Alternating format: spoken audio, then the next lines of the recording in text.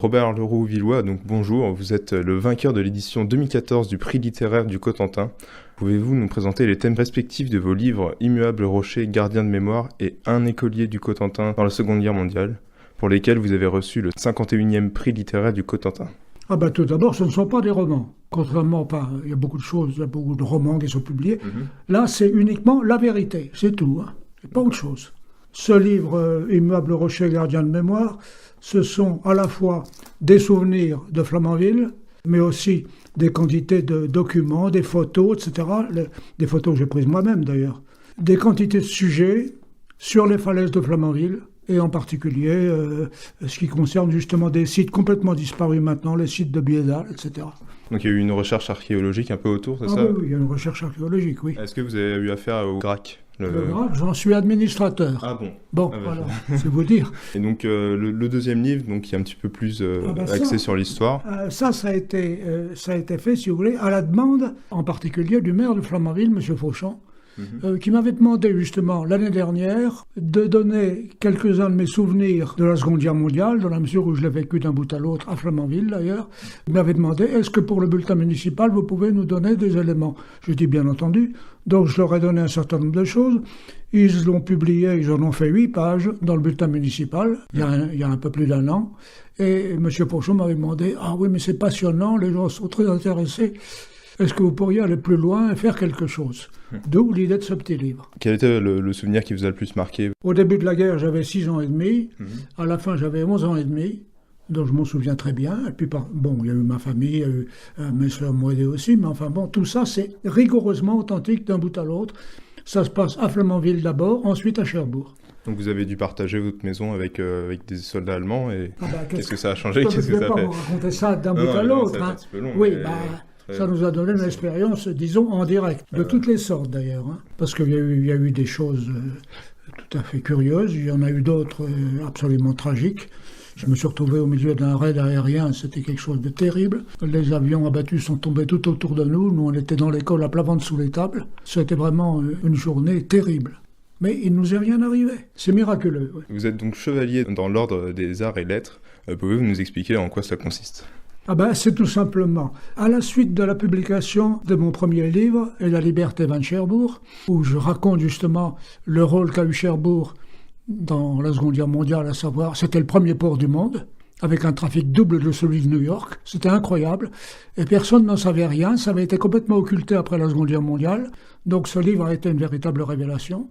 Il y a eu 2 éditions successives, qui ont été épuisées toutes les deux, et c'était en 2009, j'en ai publié un second, Cherbourg, port de la liberté. Et alors, justement, vous me demandiez en ce qui concernait l'ordre des arts et lettres. Oui, exactement.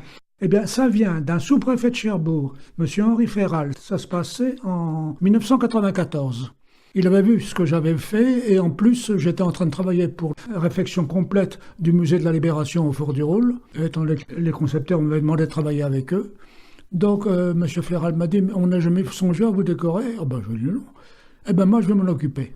Il s'en est occupé, si bien que finalement, c'est arrivé au ministère de la Culture et on m'a remis ça. C'est le président du conseil général de l'époque, M. Pierre Aguiton, qui m'avait épinglé ça à Saint-Lô, justement, en récompense pour tout ce que j'avais fait. Donc le 23 octobre, à l'hôtel de ville de Cherbourg a eu lieu la conférence Ici l'ombre d'Elisabeth Coquart, auteure du livre La France des GI, Histoire d'un amour déçu, concernant les femmes violées par des GI lors de la libération de la France. Quel est votre avis sur son travail? Est-ce que vous avez eu le temps de jeter un œil dessus? Mon avis, c'est que c'est une horreur. C'est complètement mensonger. Ça ne tient pas debout. C'est vraiment une propagande qu'on est en train de faire pour essayer de réhabiliter la collaboration et pour mettre les Américains au-dessous de tout. C'est vraiment ignoble, c'est honteux. C'est pas la première fois, c'est arrivé déjà le jour de l'anniversaire de la libération de Cherbourg, le 26 juin, où on a fait une conférence, M. Boivin qui l'a faite sur l'épuration, allant jusqu'à dire, à l'hôtel de ville de Cherbourg, l'occupation américaine de 1944-45 a été pire dans ses outrances que l'occupation nazie. Et ce jour-là, comme par hasard, il n'y avait personne parmi les élus. Personne. Voilà où on en est. C'est pour ça que je suis indigné. Quant au travail de Mme Elisabeth Coquart, il ne vaut rien. C'est une ancienne journaliste, qui est romancière maintenant, qui fait des romans là-dessus, toutes ces histoires de viol, etc. Elle dit que ça s'est passé ici, dans la région, alors qu'en fait c'est pour l'ensemble de la France. Elle parle de condamnation à mort. Il y a eu 2 condamnations à mort pour l'ensemble de la France.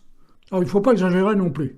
Est-ce que vous avez d'autres projets en tête à l'avenir? Oui, j'ai un ouvrage qui est soumis tout de suite à un éditeur qui m'a dit, pour moi, il n'y a pas de problème, donc ça va se faire prochainement. On peut avoir une petite idée du thème, pardon. Ah oui, ce sont des enquêtes très approfondies sur des très anciennes légendes, qui pour la plupart sont des légendes complètement fausses, mais qu'on a présentées comme la vérité, alors que c'est causé de fil blanc, bien sûr, ce sont des choses qui ont été faites en particulier au XIXe siècle. C'est très intéressant de remonter tout cela, un petit peu comme je l'ai fait d'ailleurs dans Immuable Rocher, pour la fameuse légende de Saint-Germain, dont je montrais sur quoi elle était fondée.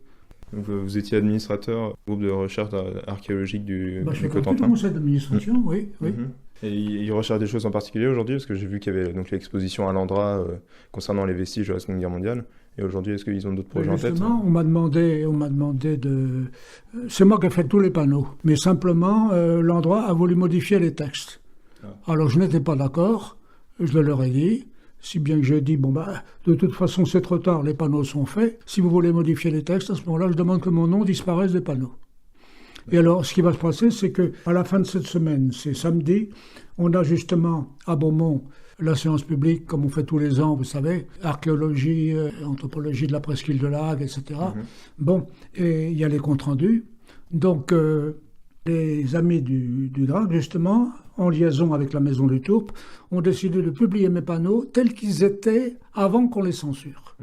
Ça, c'est très intéressant. Vous avez été censuré, mais pourquoi? Censuré tout simplement parce que j'avais été assez pessimiste, si vous voulez, devant toutes ces visions-là, les visions des anciens sites nazis, etc.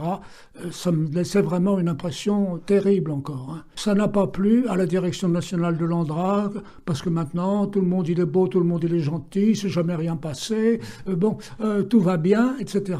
Et moi, j'ai voulu exprimer cette impression de malaise. C'est ça qui nous a opposés, si vous voulez. Une impression de malaise envers les blocos qu'on a pu voir, qu'on peut voir encore.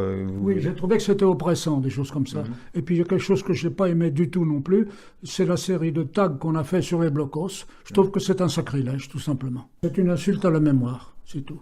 Oui, c'est la mode maintenant. Pour eux, c'est une expression artistique. Après, voilà. Expression artistique, c'est honteux, tout simplement. Exactement. On peut un peu rappeler ça au mur de Berlin qui aujourd'hui qui est rempli de tags. Ah ouais, mais maintenant c'est la grande mode. Alors quand vous voyez ce qui se passe, vous avez vu l'histoire du mémorial de Caen, l'immense sculpture de 8 mètres de haut qui a été mise devant le mémorial de Caen pour 1 an.